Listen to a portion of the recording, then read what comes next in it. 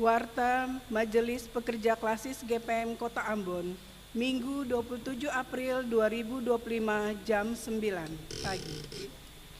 Jemaat yang Tuhan Yesus kasihi, selamat pagi, Shalom. Majelis Pekerja Klasis GPM Kota Ambon menyampaikan selamat datang bagi Bapak, Ibu, Saudara-saudari, anak-anak di ibadah ini, khusus yang baru pertama kali hadir di Gereja Maranatha. Kami menyambut kehadiran Bapak, Ibu, Saudara-saudari, anak-anak dengan sukacita. Kami mengucapkan terima kasih kepada jemaat atas seluruh perhatian serta topangan untuk pelayanan dan kesaksian di Gereja Maranatha. Kami juga mengucapkan selamat bagi jemaat yang menikmati sukacita hari ulang tahun kelahiran, hari ulang tahun pernikahan, dan kebahagiaan lainnya di sepanjang minggu ini. Doa kami, Tuhan Yesus senantiasa memberkati. Selanjutnya kami mohon perhatian jemaat untuk informasi pelayanan sebagai berikut. Penerimaan kolekta perjamuan kudus Jumat Agung 18 April 2025 jam 9 pagi sebesar Rp20.908.000. Syukur sebesar Rp23.264.000 dan persepuluhan sebesar Rp2.300.000. Penerimaan kolekta ibadah Minggu 20 April 2025 jam 6 sore sebesar Rp6.077.000. Syukur sebesar Rp227.000. Persepuluhan sebesar Rp670.000 dan sarana fisik sebesar Rp710.000. Penerimaan kolekta ibadah Paskah kedua Senin 21 April 2025 jam 9 pagi sebesar Rp2.593.500. Syukur sebesar Rp95.000 dan sarana fisik sebesar Rp289.000. Ibadah saat ini dilayani oleh Pendeta C. Aliona dengan menggunakan tata ibadah minggu keempat. Majelis Jemaat yang bertugas adalah Majelis Jemaat GPM Irene dan Majelis Jemaat Khusus GPM Hokimtong. Pembacaan Alkitab terambil dari Yohanes 20 ayatnya yang ke-24 sampai dengan 29. Yang mengisi pujian dalam ibadah ini, grup ukulele of Saitun dari sektor Saitun Jemaat Anugerah Halong Atas, Solo, Michael Akiwen.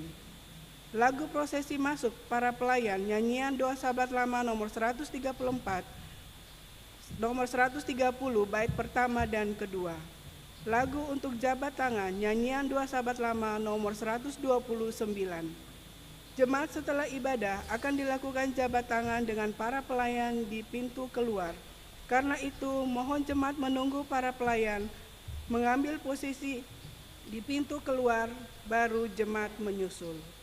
Demikian warta Majelis Pekerja Klasis GPM Kota Ambon. Atas perhatiannya kami ucapkan terima kasih. Selamat memaknai persekutuan dengan Tuhan dan sesama di ibadah saat ini. Tuhan Yesus memberkati. Shalom.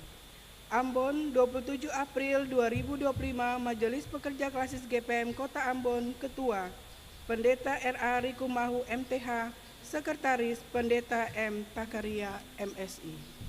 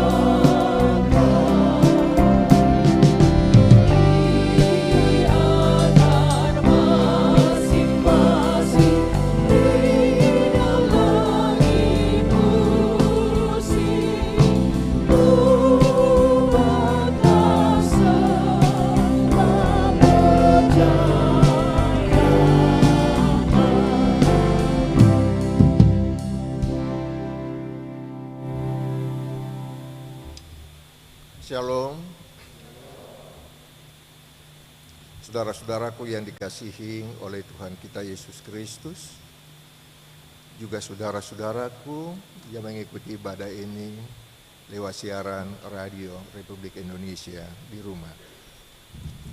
Marilah kita sama-sama menenangkan diri dan berusaha beribadah melalui doa, pujian, dan syukur sampai kita merasakan Tuhan hadir. Karena inilah upaya kita yang paling optimal untuk menghindarkan diri dari kesia-siaan hidup.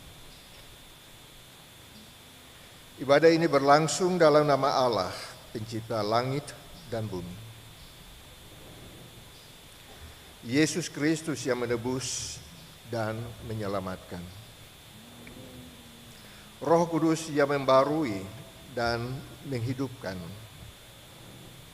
Damai sejahtera Allah menyertai saudara.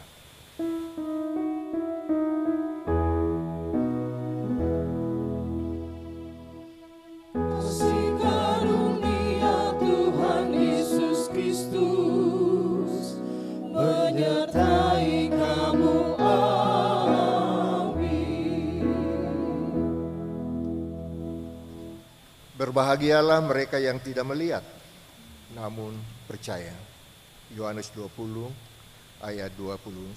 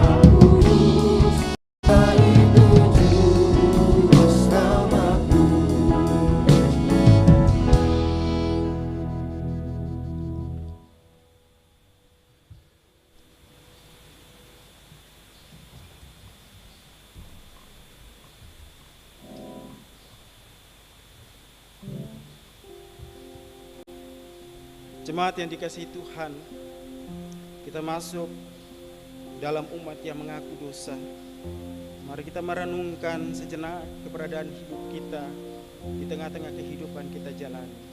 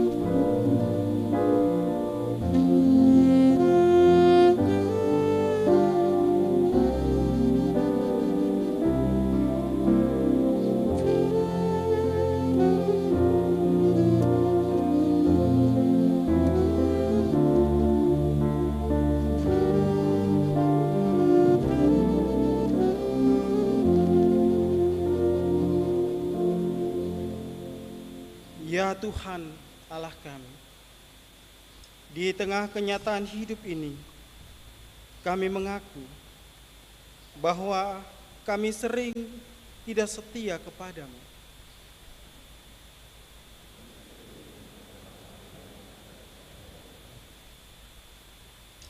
Kata-kata kami sering menyakiti daripada menghibur.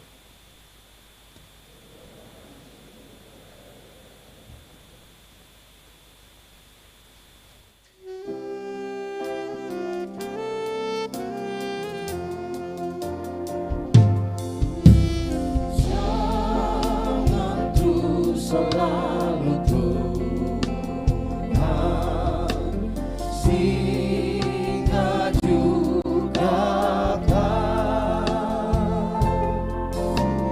di hatiku meski aku tidak berusaha.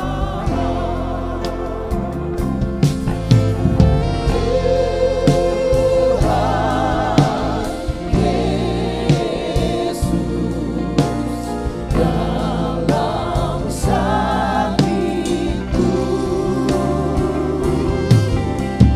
aku harap Engkau tolong turut nikmatku.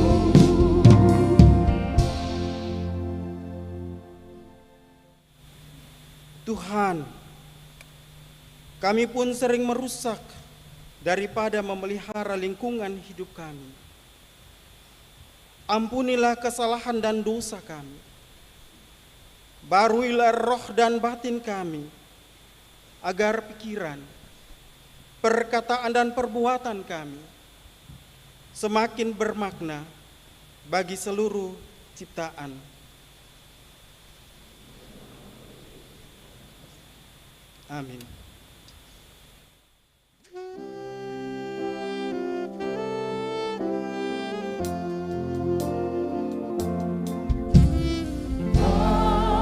Manakala ada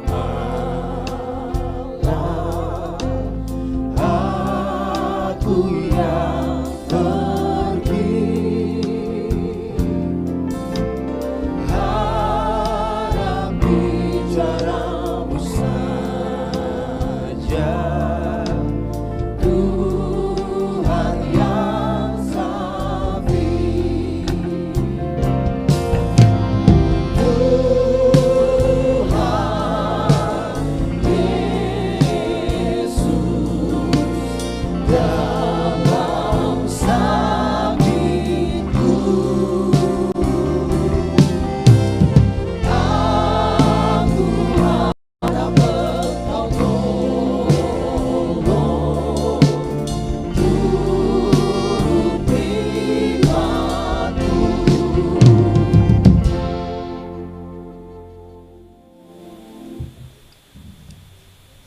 Saudaraku yang dikasihi oleh Tuhan kita Yesus Kristus, bagi setiap orang yang mengaku dosanya, dengarlah berita pengampunan dari Allah.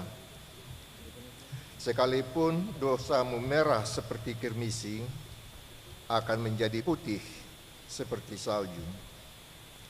Sekalipun berwarna merah seperti kain kesumba, akan menjadi putih seperti bulu domba.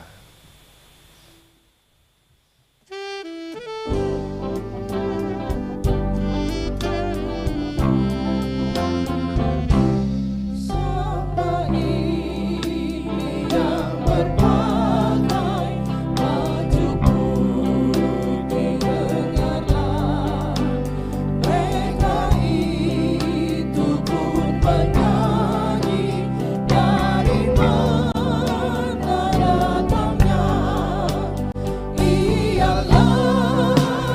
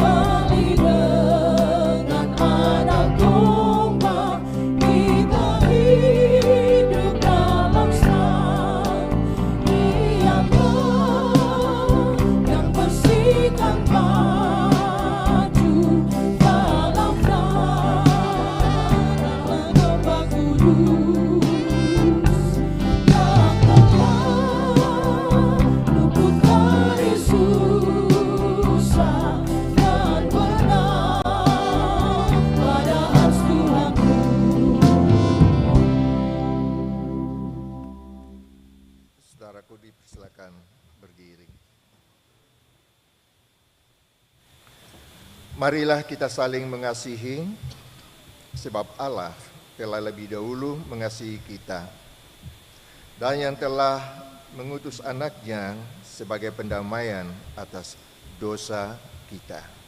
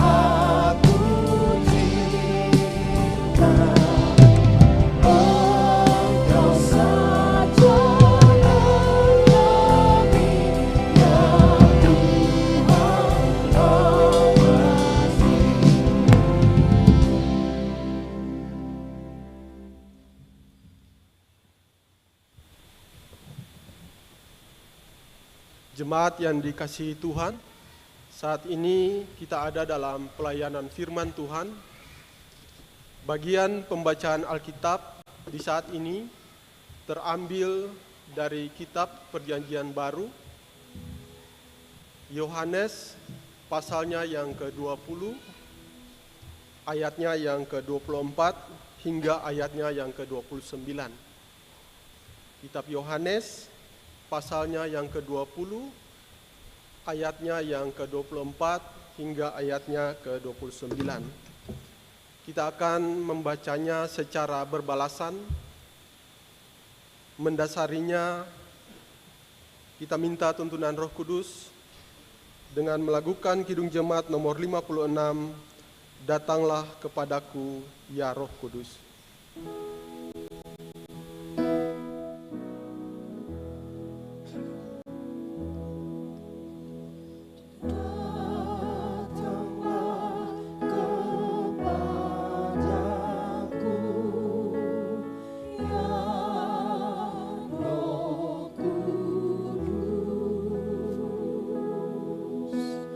Datanglah kepadaku.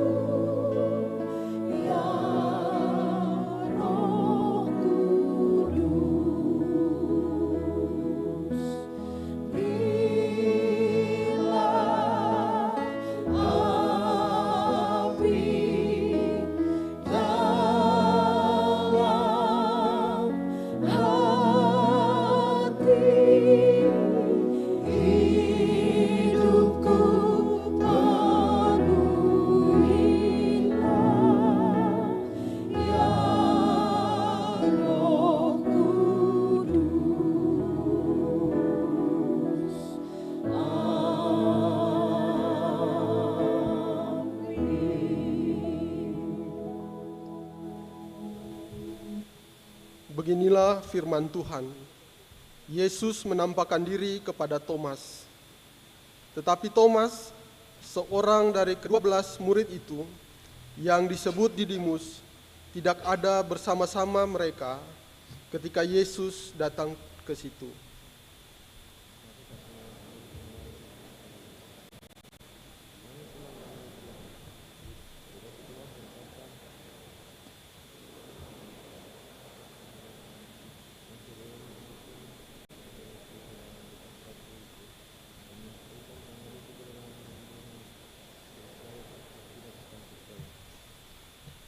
Delapan hari kemudian, murid-murid Yesus berada kembali dalam rumah itu, dan Thomas bersama-sama dengan mereka.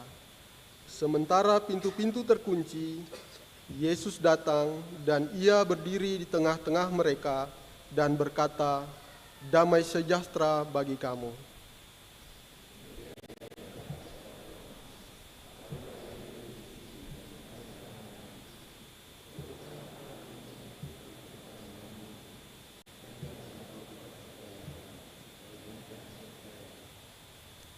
Thomas menjawab dia, "Ya Tuhanku dan Allahku."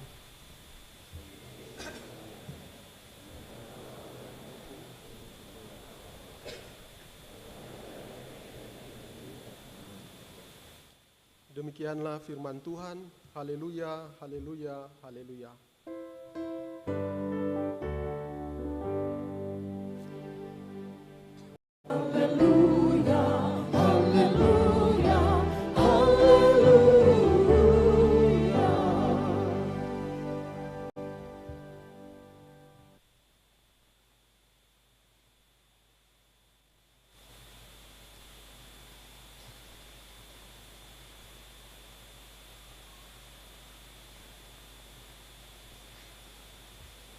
Saudaraku yang dikasihi oleh Tuhan kita Yesus Kristus.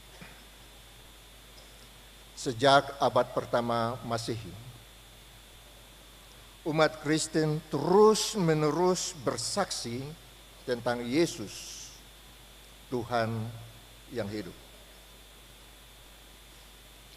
Kesaksian para murid sebagai pelaku sejarah dan saksi mata kebangkitan Yesus adalah inti iman Kristen kita. Oleh karena itu, tidak heran jika Rasul Paulus menegaskan,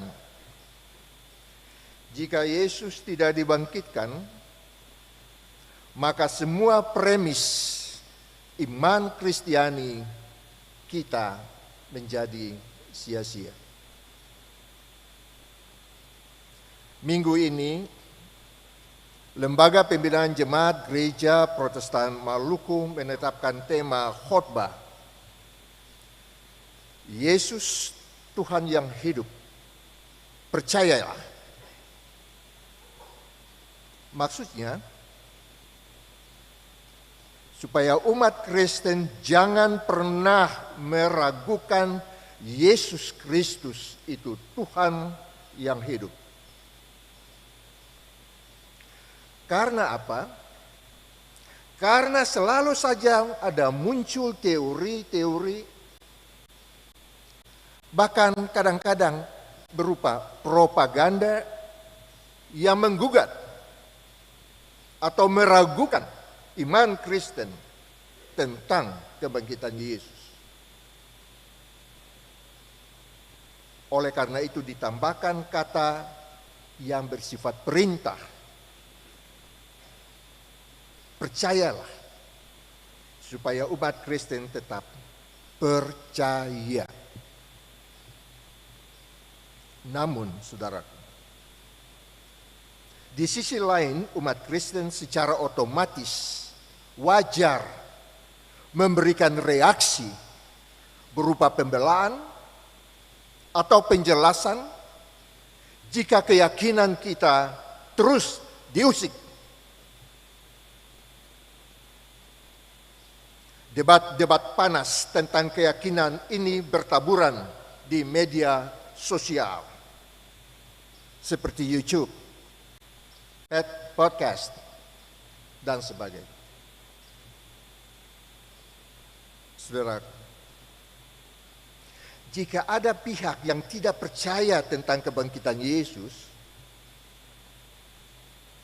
kita, umat Kristen, mestinya dapat mengerti saja. Karena kebangkitan orang yang sudah meninggal dunia memang tidak masuk akal, tidak logis. Tetapi justru disinilah terpatri karakteristik gereja Tuhan di dunia ini. Disinilah terpatri gereja Tuhan di lingkungan gereja Protestan Maluku dan gereja-gereja lain. Mengapa saya katakan demikian? Karena gereja bukan hanya komunitas biasa. Gereja bukan semata institusi atau organisasi sosial yang dibentuk berdasarkan alasan, maksud, tujuan, dan sejumlah syarat yang wajib dipenuhi. Gereja adalah komunitas luar biasa yang meyakini hal-hal yang luar biasa.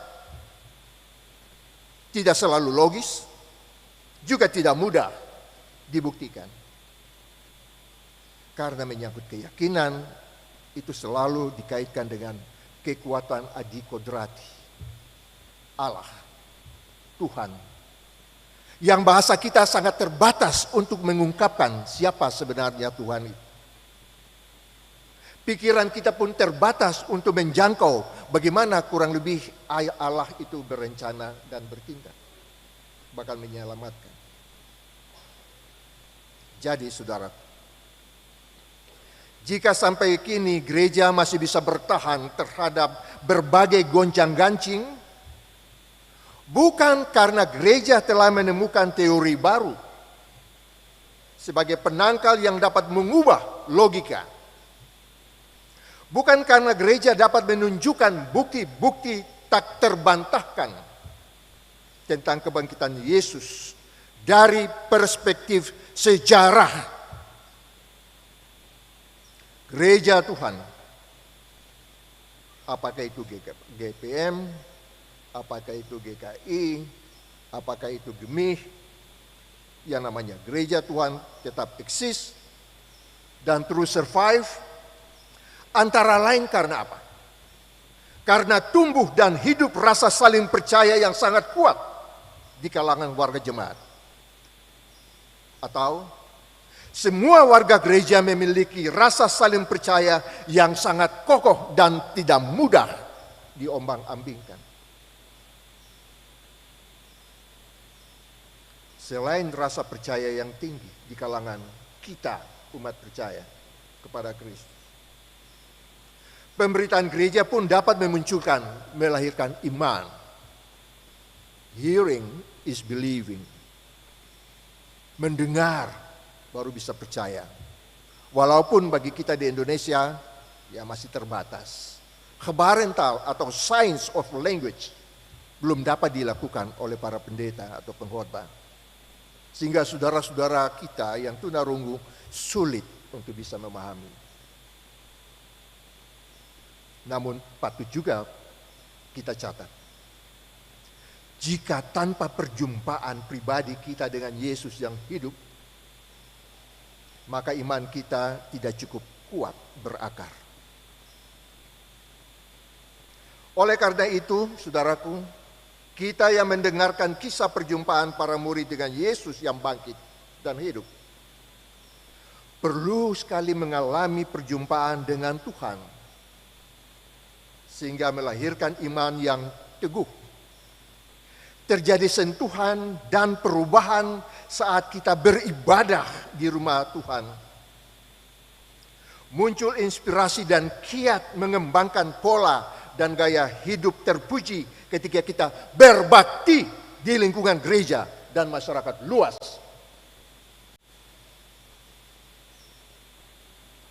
dalam cerita kebangkitan versi Injil Yohanes, pembacaan kita tadi.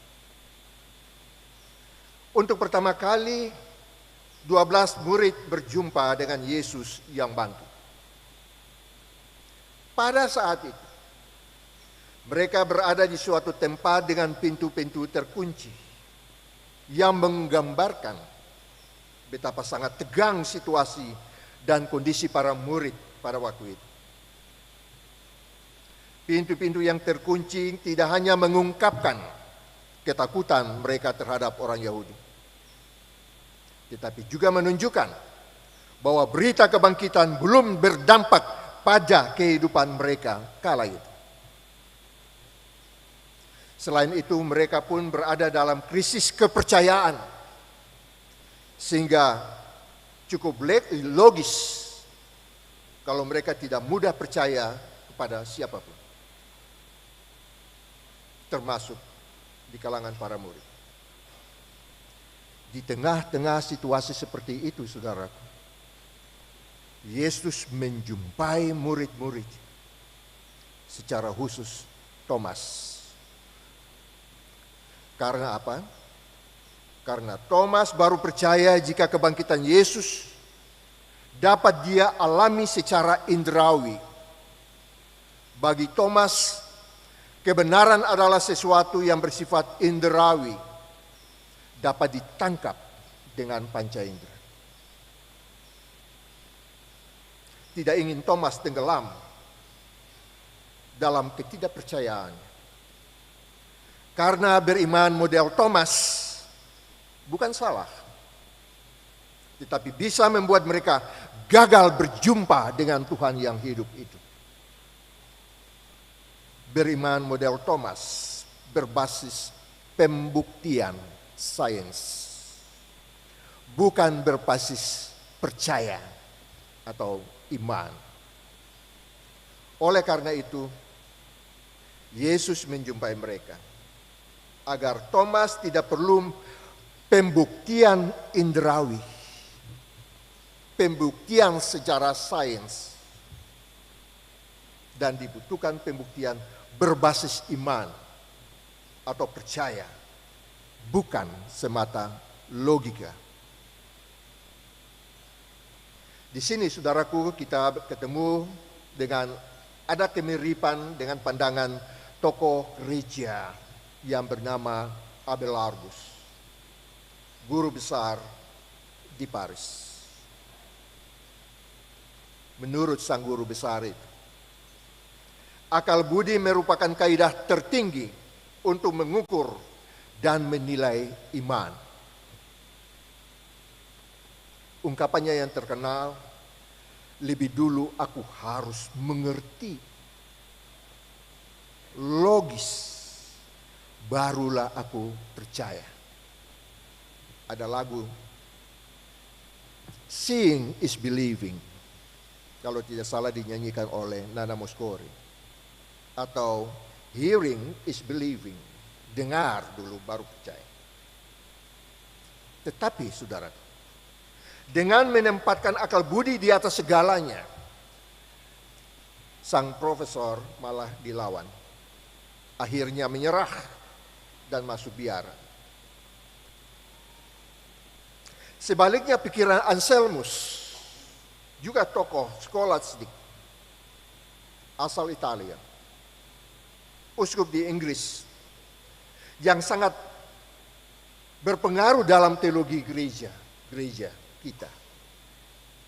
Dia katakan begini, iman berusaha untuk mengerti. Sederhananya, aku percaya supaya aku mengerti. Tadi terbalik, mengerti dulu baru percaya. Ini percaya dulu supaya aku mengerti. Dia katakan demikian karena dia percaya semua penyataan Tuhan yang diajarkan, yang dianut oleh gereja-gereja. Oleh karena itu dia berkewajiban dan terus berusaha menjelaskan kepercayaan Kristiani itu agar otak-otak manusia mengakui kebenarannya. jadi percaya yang menolong Thomas memahami semua yang tidak ia pahami dengan logika. Iman yang menolong saudara dan saya semua untuk memahami yang tidak kita mengerti di dalam kehidupan kita yang penuh dengan misteri.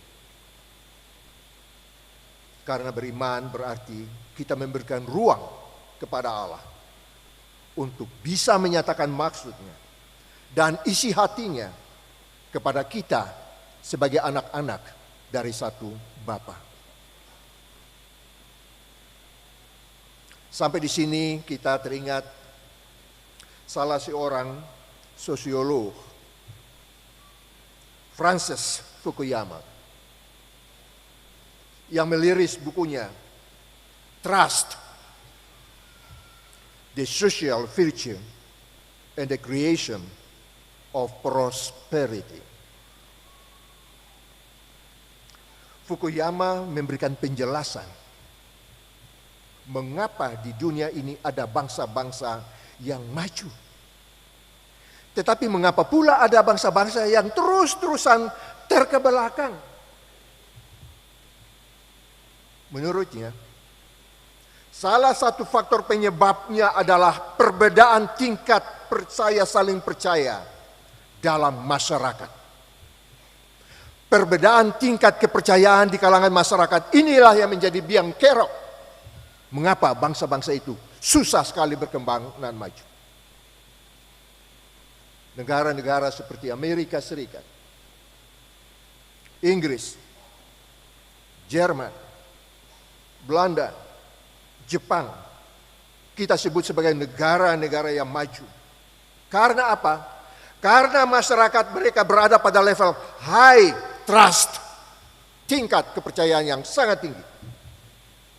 Saling percaya di antara warga negara sangat tinggi. Oleh karena itu mereka mengembangkan banyak penelitian dengan dana besar yang menghasilkan temuan-temuan ilmiah, teknologi spektakuler dan berguna bagi manusia dan kemanusiaan.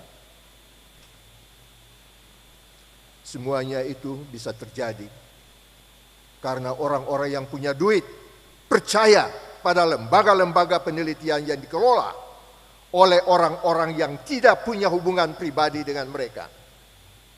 Dikelola oleh orang-orang yang jujur, yang tidak selalu mengkapitalisasi dalam banyak hal. Lembaga-lembaga pendidikan diberikan kebebasan agar mengembangkan program-program yang kreatif untuk masyarakat. Supaya dapat dipercaya, maka kontrol ketat harus dilakukan melalui lembaga audit yang integritasnya teruji demi kebaikan dan kemajuan bersama, baik sebagai warga gereja maupun sebagai warga masyarakat. Ini trust. Belief itu menyangkut kepercayaan. Dan ada satu lagi, kredibilitas. Siapa yang tidak dapat dipercaya untuk hal-hal kecil, tidak layak dipercaya untuk hal-hal yang besar. Begitu kata Albert Einstein yang mirip dengan kutipan dalam Lukas 16 ayat 10. Barang siapa setia dalam perkara-perkara kecil, ia setia juga dalam perkara-perkara besar. Barang siapa tidak benar dalam perkara-perkara kecil, ia tidak benar juga dalam perkara-perkara besar. Siapapun yang setia dalam hal-hal yang kecil, ia juga setia dalam hal-hal yang besar. Jadi ada semacam keyakinan yang sangat mendalam bahwa dipercaya itu lebih tinggi nilainya daripada sekadar dicintai. Dalam skala yang lebih luas, makna ungkapan ini adalah mirip, dan saya setuju dengan apa yang pernah dikatakan oleh mantan Presiden Amerika Serikat, Barack Obama. Dia bilang begini, apabila masyarakat tidak dapat mempercayai pemerintahnya, dalam melaksanakan misi untuk melindungi dan kesejahteraan umum, dan hal-hal lainnya sudah tidak ada maknanya. Apabila warga gereja tidak dapat mempercayai pimpinan-pimpinannya dalam melaksanakan misi untuk melindungi dan mensejahterakan kesejahteraan warganya, dan hal-hal lainnya itu sudah tidak ada maknanya. Nah, sampai di sini saudara, apakah kita dapat ditempatkan pada level saling percaya di antara warga gereja yang sangat rendah? Low trust society. Ada beberapa indikator yang menunjukkan hal itu. Antara lain, ijazah asli masih digoreng, kendati sudah dinyatakan asli dari pihak berwajib. Tingkat kepercayaan tidak ada, penuh dengan kecurigaan.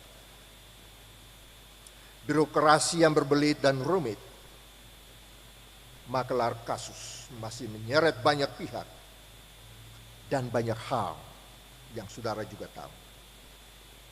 Dan jika perlu, perhatikan sesempit apa lubang kantung-kantung kolekta di semua gereja yang mungkin sekali menunjukkan sejauh mana majelis gereja mempercayai anggota-anggotanya. Tidak hanya kita, saudara. Masyarakat pada zaman Yesus pun termasuk low trust society. Pemerintah agama berkomplotan dengan penjajah. Kecurigaan antar kelompok etnis sangat kuat. Perempuan tidak dianggap layak menjadi saksi di pengadilan, dan lain-lain. Dan di antara murid-murid Yesus juga terjadi krisis kepercayaan. Dalam gereja pun terjadi krisis kepercayaan. Setelah kematian Yesus, mereka tidak saling percaya. Yudas yang sebelumnya dipercaya menangani keuangan, ternyata mata duitan dan pengkhianat. Petrus yang sebelumnya dihormati dan disegani karena ketegasan dan senioritasnya, ternyata 3 kali menyangkal Yesus. Mereka tidak tahu siapa kawan, siapa lawan. Krisis kepercayaan di antara mereka sangat tinggi, sehingga wajar jika Thomas tidak percaya pada kesaksian rekan-rekannya tentang kebangkitan Yesus. Jika krisis demikian terus berlanjut atau dibiarkan saja dan tidak disikapi secara cermat, dapat dipastikan kelompok-kelompok para murid dan simpatisan-simpatisan pasti kabur dan bubar. Dan untuk menyelamatkan keadaan mereka, Yesus menumbuhkan rasa saling percaya di antara murid-murid. Yesus kembali memberikan kepercayaan, kesempatan kepada mereka untuk membuktikan bahwa mereka patut dan dapat dipercaya. Mereka dijadikan saksi pertama tentang kebangkitan Kristus. Itulah sebabnya Thomas yang skeptis pun dibuat percaya pada kebangkitan Yesus. Juga percaya pada rekan-rekannya yang memberikan kesaksian. Krisis kepercayaan para murid dipulihkan. Barulah mereka bisa diutus untuk memberitakan Injil. Saudaraku yang dikasihi oleh Tuhan kita Yesus Kristus, bahaya terbesar bagi keberadaan gereja kita, bahaya laten bagi keluarga dan persaudaraan kita adalah jika rasa saling percaya sudah semakin luntur dan nyaris tidak ada. Warga gereja, anggota keluarga, kerabat saling mencurigai dengan berbagai dalih demi kepentingan tertentu. Maka hati-hatilah saudaraku, jika sudah terlalu banyak kecurigaan, dan merasakan pengawasan perlu diperketat. Peraturan harus dikoreksi dan diperbanyak. Pemeriksaan harus segera dilakukan. Semuanya itu merupakan gejala-gejala bahwa kita sementara ditimpa krisis kepercayaan. Hanya orang-orang atau kumpulan orang-orang yang sangat kuat saling percaya bisa memainkan peran berarti di tengah-tengah low trust society. Di tengah-tengah masyarakat, jemaat atau gereja yang dapat digolongkan memiliki low trust society, tingkat kepercayaan yang rendah. Orang-orang atau segelintir orang yang jujur, orang-orang yang disiplin, orang-orang yang setia, takut Tuhan, berwawasan luas, lolos fit and proper test, lulus uji kompetensi yang diharapkan dapat melakukan reformasi di lingkungan kerja masing-masing. Itu yang sekarang sangat dibutuhkan oleh gereja, oleh bangsa. Jadi hendaknya kita dapat melihat dampak dari ucapan damai sejahtera yang searti dengan hidup yang disebutkan oleh Yesus ketika hadir di suatu tempat yang pintu-pintunya terkunci. Hidup mencakup kebahagiaan secara utuh dan menyeluruh. Bios atau hidup yang daripada kita kenal biokimia, biologi, biofita, biografi, dan bio dalam arti yang luas. Hidup sebagaimana Yesus hidup. Jadi ketika Yohanes berbicara tentang damai sejahtera, sejatinya ia mau mengatakan kepada kita bahwa Kristus memberikan damai sejahtera atau hidup untuk setiap orang tanpa kecuali. Dunia memang dapat memberikan hidup, saudara, tetapi bukan kehidupan sejati atau abadi. Kehidupan sejati dan abadi hanya dapat dimiliki dalam hubungan kita dengan Kristus yang hidup. Kebangkitan Kristus, tanda pada tangan dan lambungnya, merupakan bukti bahwa Yesus sungguh-sungguh telah mengalahkan kematian. Kebangkitan Kristus memberikan jaminan adanya kehidupan untuk orang-orang yang percaya kepadanya. Kebangkitan Kristus juga membawa damai sejahtera atau kehidupan kepada kita para muridnya. Hidup kita yang mungkin telah mati dalam peristiwa salib, kembali dibangkitkan dalam peristiwa kebangkitan Kristus. Sukacita kita dalam diri kita kembali hidup dalam perjumpaan dengan Tuhan Yesus yang hidup. Tanda paku di tangan dan tombak di lambung tidak lagi menjadi simbol kesedihan yang mematikan, tetapi kemenangan dan kehidupan. Kebangkitan Yesus telah menghidupkan kita dan membuat Thomas menyatakan pengakuan imannya secara tegas. Thomas bilang, "Ya Tuhanku dan Allah." Pengakuan ini sangat radikal, saudara.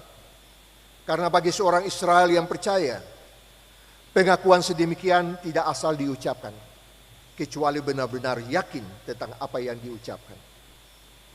Pengakuan ini pun menjadi batu sandungan untuk orang Yahudi, juga orang Romawi. Sebab Kaisar Romawi adalah Tuan dan Allah. Tetapi apa yang terjadi kemudian, saudara? Thomas dengan berani menyatakan pengakuan imannya. Ia tidak takut karena ia tahu Yesus Kristus yang bangkit adalah Tuhan yang memberikan damai sejahtera atau kehidupan yang sempurna baginya dan bagi saudara dan saya. Kebangkitan Kristus membawa shalom aleichem untuk kita semua dan hendaknya membawa kekuatan bagi kita yang percaya kepada. Dalam ancaman kehidupan yang terus menghantui kita dari waktu ke waktu, hendaknya kita tetap beriman pada Yesus Kristus. Hendaknya kita tetap beriman pada Yesus Kristus. Berbahagia karena kita adalah ahli waris keselamatan yang tidak dapat cemar dan tidak dapat layu. Oleh karena itu, saudara-saudara, percayalah seperti tema khotbah yang disampaikan oleh Lembaga Pembinaan Jemaat. Pengalaman Thomas itu ternyata digunakan Yesus untuk mengajar saudara, saya, dan gereja Tuhan. Berbahagialah mereka yang tidak melihat, namun percaya. Amin.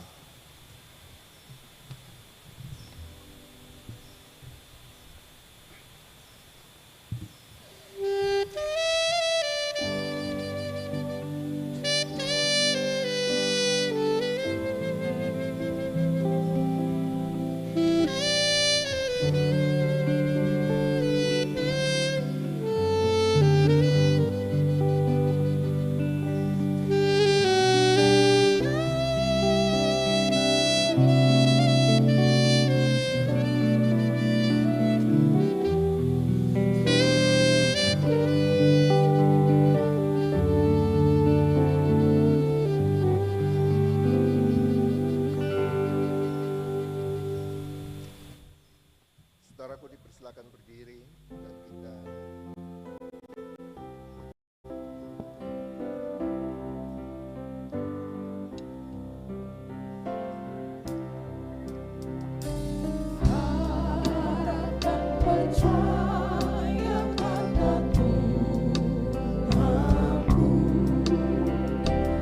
padamu, aku harap akan Dia hilang takutku, harap pada Tuhan engkau berpegang, harap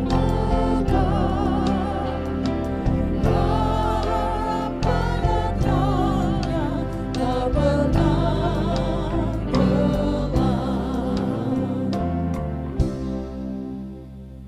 bersama semua umat percaya kepada Kristus, kita mengikrarkan pengakuan iman rasuli dengan katakan demikian. Aku percaya kepada Bapa yang Maha Kuasa, Khalik langit dan bumi, dan kepada Yesus Kristus, anaknya yang tunggal Tuhan, yang dikandung daripada Roh Kudus, lahir dari anak darah Maria, yang menderita di bawah pemerintahan Pontius Pilatus, disalibkan, mati dan kuburkan, turun ke dalam kerajaan, pada hari yang ketiga bangkit pula dari antara orang mati, naik ke surga, duduk di sebelah kanan Allah, Bapa yang Maha Kuasa, dan akan datang dari sana untuk menghakimi orang yang hidup dan yang mati. Aku percaya kepada Roh, gereja yang kudus tak tahu, persekutuan orang kudus, pengampunan dosa, dan hidup yang kekal. Amin. Solois Saudara Michael Akiwen, silakan untuk puji Tuhan.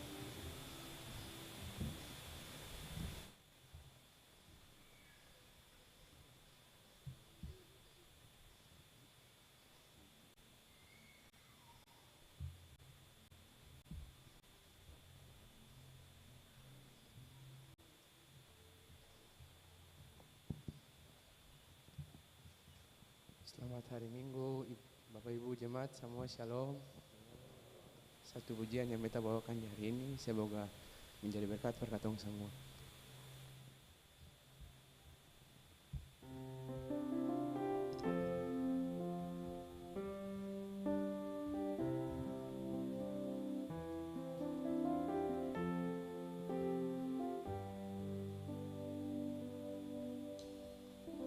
Telah kulihat bukti kasih-Mu, Kau menderita gantikanku,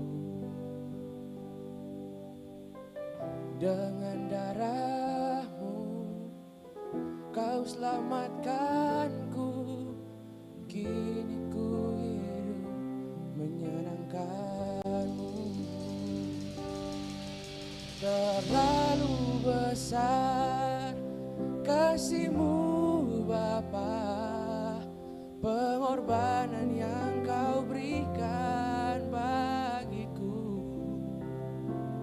terlalu mahal. Darah-Mu Yesus tercurah untuk menebus hidupku.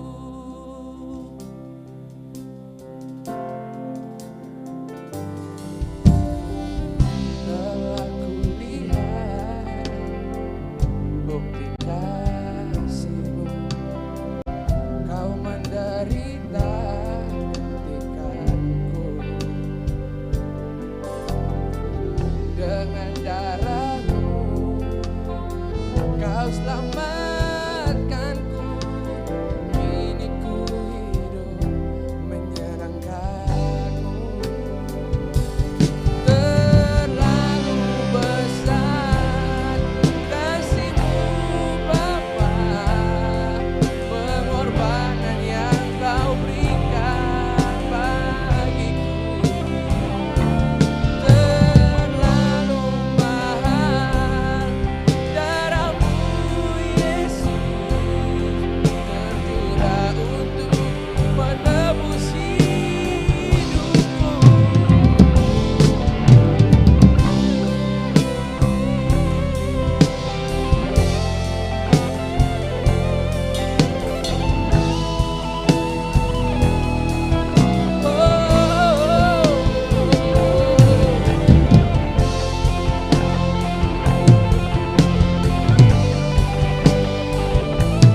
Terlalu besar kasih-Mu Bapa, pengorbanan yang Kau berikan bagiku.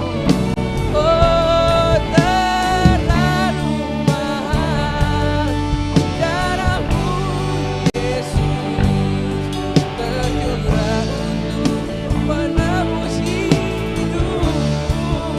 Oh, terlalu besar kasih-Mu Bapa, pengorbanan yang Kau berikan bagiku.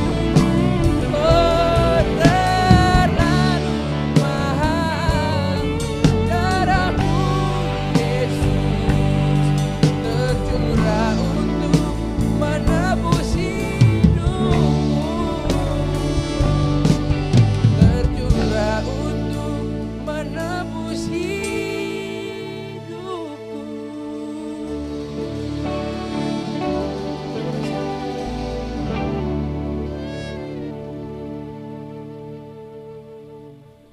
Terima kasih, Michael.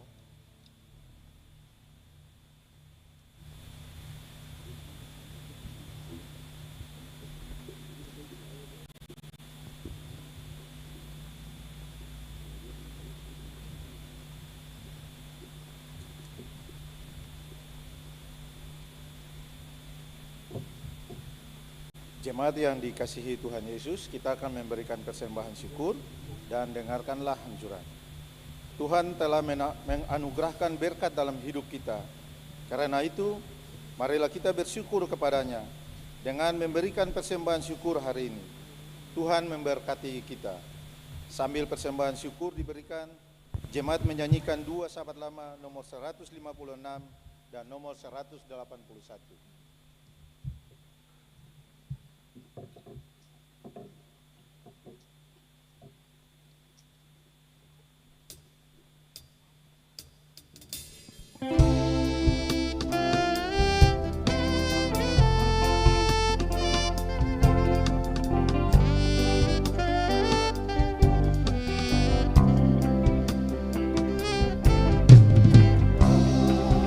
Kau jadi bintang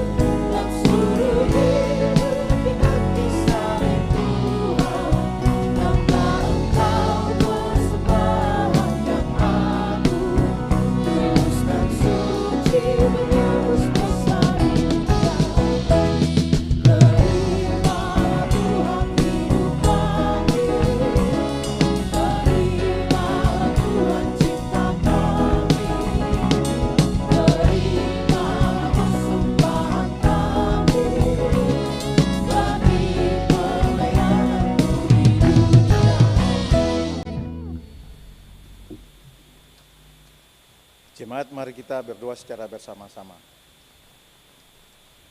Semua yang kami terima asalnya daripada-Mu ya Allah. Semua yang kami harapkan berasal dari kasih-Mu ya Kristus.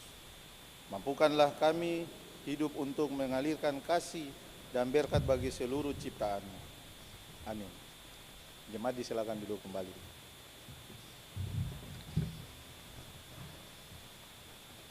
Ukulele of Zaitun dipersilakan untuk puji Tuhan.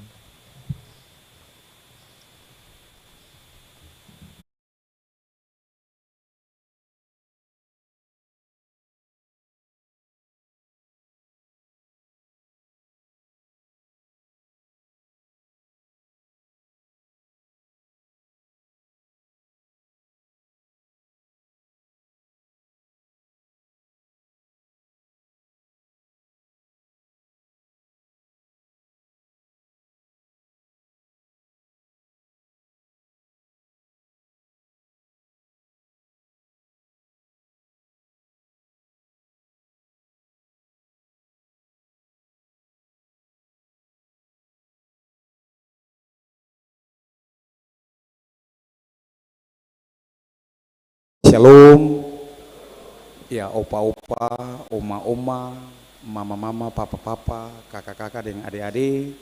Katong pung lagu pagi ini akang pung judul Sahabat. Katong bikin akang tahun 2023 kemarin. Katong cuma mau bilang lewat lagu ini bahwa Tuhan Yesus pun pundak masih ada. Jadi ketika ada masalah, sing perlu lari di status WA, sing perlu lari di status IG ataupun Facebook.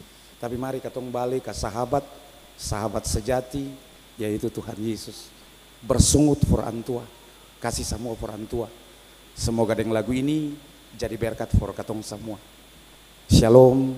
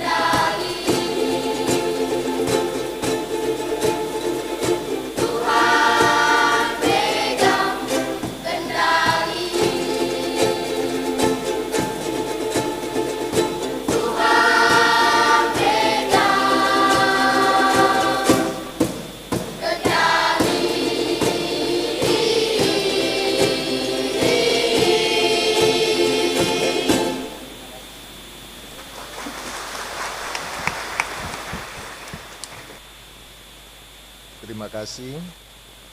Ukulele of Zaitun.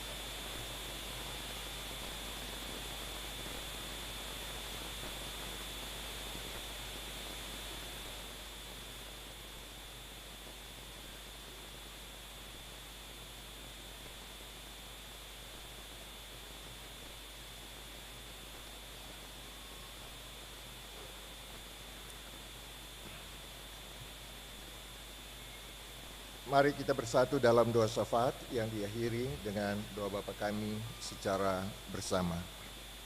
Kita berdoa.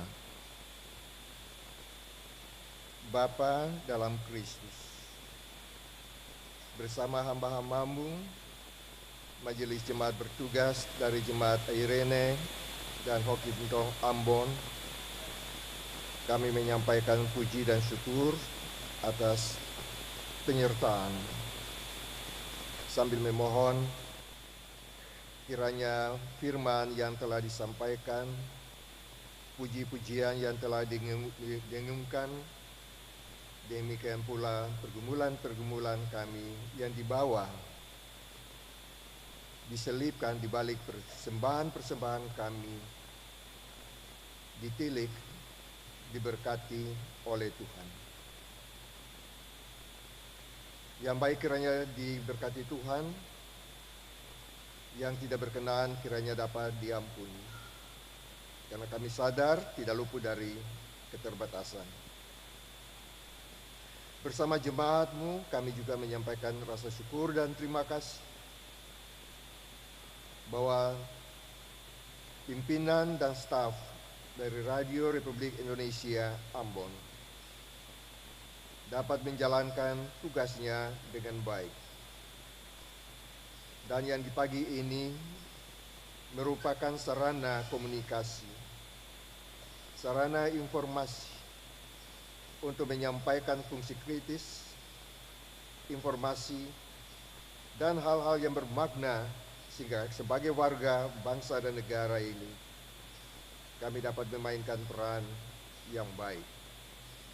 Berikanlah hikmat, kebijaksanaan, agar pimpinan RRI dan staf bisa terus survive, menjalankan tugas dan tanggung jawab bagi keutuhan bangsa dan masyarakat, khususnya di Kepulauan Maluku. Kami bersyukur kepadamu, karena tanpa campur tangan Tuhan, sinode, klasis, dan jemaat-jemaat tidak akan berarti sedikit. Oleh karena itu, baik pimpinan sinode, klasis-klasis dan jemaat, secara khusus klasis Kota Ambon, dengan program-program pelayanan di tahun 2025 ini, kiranya dapat dilakukan dengan baik. Teristimewa juga tanggung jawab klasis-klasis, khususnya klasis Pulau Ambon, dalam mempersiapkan diri, melakukan persiapan-persiapan yang baik menyongsong persidangan MPL dan persidangan Sinode Gereja Protestan Maluku. Tuhan berkati mereka supaya panitia pelaksana klasis Kota Ambon, klasis Pulau Ambon dapat menjalankan tugas fungsinya dengan baik. Dan bersama-sama dengan Sinode Gereja Protestan Maluku dan jemaat-jemaat serta hamba-hambamu benar-benar dapat terus mengkaji untuk mencari sampai menemukan makna-makna terdalam dari tindakan-tindakan Tuhan yang sulit sekali ditangkap dengan panca indera. Tolonglah agar kami semua dapat memainkan peran ganda sebagai orang tua, sebagai Bapak dan Ibu jemaat, sebagai hamba-hambamu terhadap warga jemaatmu yang adalah anak-anak Tuhan sendiri. Kami juga mendoakan bangsa dan negara, secara khusus pemerintah Republik Indonesia beserta kabinetnya, para wakil rakyat di tingkat pusat, juga wakil pemerintah di daerah di Provinsi Maluku, Bapak Gubernur dan Wakil Gubernur, wakil rakyat di tingkat provinsi dan Kota Ambon, juga wakil-wakil rakyat hamba-hamba Tuhan yang bertugas di kabupaten, kecamatan, sampai di desa dan dusun. Berikanlah kepada mereka hati yang berhikmat, telinga yang mendengarkan, supaya dapat menyikapi realitas di kepulauan dan di Maluku ini secara arif dan baik. Tuhan, kami juga mohon agar 1 minggu ke depan penyertaan Tuhan tidak pernah ditinggalkan. Kami sangat mengharapkan campur tangan Tuhan supaya kami dapat melakukan tugas dan tanggung jawab secara tertanggung jawab demi kemuliaan nama-Mu. Tugas dan tanggung jawab itu berkaitan erat dengan tugas dan panggilan profesi kami yang profetis. Kami sadar kami memiliki keterbatasan, namun berikanlah kepada kami keberanian dan kemampuan agar bisa memberikan pertanggungjawaban terhadap panggilan dan tugas kami setiap saat. Tidak hanya anak-anak kecil, tetapi juga orang tua kami yang telah usur usia. Berikanlah kepada mereka kemampuan untuk bisa merawat diri sampai waktu Tuhan tiba. Apabila orang-orang yang dikasihi tidak lagi mampu untuk menuangkan cinta dan kasih mereka. Berkati juga lembaga-lembaga pemerintah maupun lembaga-lembaga swasta yang bekerja tidak hanya untuk mengais hidup, tetapi terlebih untuk menjawab berbagai kebutuhan dan tantangan yang dihadapi oleh masyarakat, bangsa dan negara, bahkan gereja. Supaya kami semua bisa merasakan dan mengakui betapa besar kasih dan kemurahan Tuhan bagi kami. Tuhan kenal kami masing-masing dengan kekuatan, keterbatasan, dan kelemahan. Tuhan juga tahu kami telah berusaha untuk hidup bersih, tapi tidak luput dari keterbatasan. Oleh karena itu kami selalu membutuhkan kekuatan dari luar diri kami, yaitu Roh-Mu, supaya kami dimampukan untuk bertindak adil, tepat, dan bijak. Kami yakin dan percaya bahwa semua pergumulan kami mohon Tuhan mendengarkannya. Karena kami yakin Tuhan akan menjawab semuanya itu sesuai dengan waktu Tuhan sendiri. Tuhan tahu apa yang baik bagi kami masing-masing, baik secara pribadi, keluarga, maupun sebagai komunitas. Tuhan, kiranya Dikau berkenan melengkapi permohonan-permohonan kami, dan kami bersedia dengan rela hati untuk menerima apapun yang Dikau lakukan baik bagi kebaikan kami semuanya. Doa ini kami sampaikan hanya dalam nama Kristus yang mengajarkan kami berdoa. Bapa kami yang ada di surga, dikuduskanlah nama-Mu, datanglah kerajaan, jadilah kehendak-Mu di bumi seperti di surga. Berikanlah kami pada hari ini makanan kami yang secukupnya, dan ampunilah kami akan kesalahan kami, seperti kami juga mengampuni orang yang bersalah kepada kami. Dan janganlah membawa kami ke dalam pencobaan, tetapi lepaskanlah kami dari yang jahat. Karena Engkaulah yang punya kerajaan dan kuasa dan kemuliaan sampai selama-lamanya. Amin.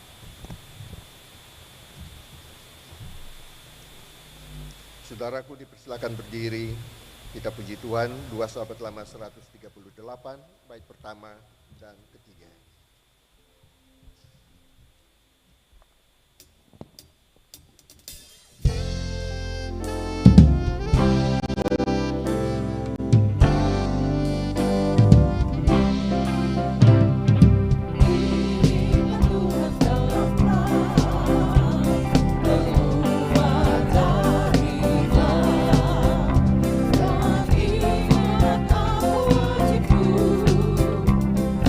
Ku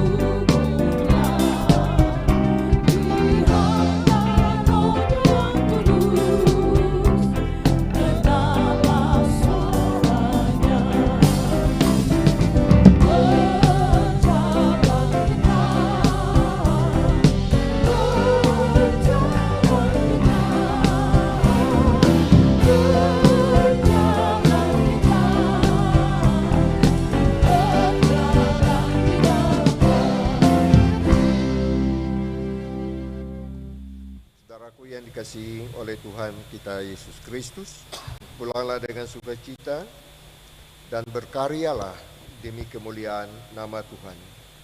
Untuk itu terimalah janji penyertaannya. Kasih karunia dan damai sejahtera dari Tuhan Yesus Kristus menyertai saudara. Amin.